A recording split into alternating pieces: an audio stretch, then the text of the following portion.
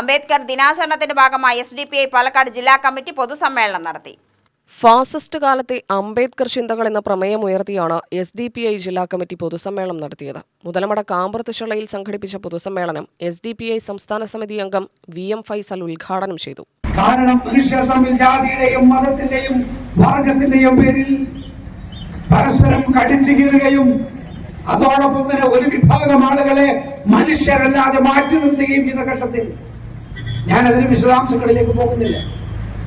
ജാതീയതയുടെ പരമകാഷ്ഠയിൽ നിൽക്കുമ്പോൾ മഹാനായ ഗുരുദേവന്റെ വലിയ നവോത്ഥാന പ്രവർത്തനങ്ങൾ കേരളത്തിൽ ഉൾപ്പെടെ നടക്കുന്ന ഘട്ടത്തിൽ ജില്ലാ പ്രസിഡന്റ് ഷഹീർ ഷാലിപ്പുറം അധ്യക്ഷനായി. ജില്ലാ വൈസ് പ്രസിഡന്റ് KT അലവി, മനുഷ്യാവകാശ പ്രവർത്തകരായ വിളയോടി ശിവൻകുട്ടി, കാർത്തികേയൻ മംഗലം, വിവരാവകാശ പ്രവർത്തകൻ VP നിജാമുദ്ദീൻ, നെന്മാറ നിയോജക മണ്ഡലം പ്രസിഡന്റ് സക്കീർ ഹുസൈൻ എന്നിവർ സംസാരിച്ചു.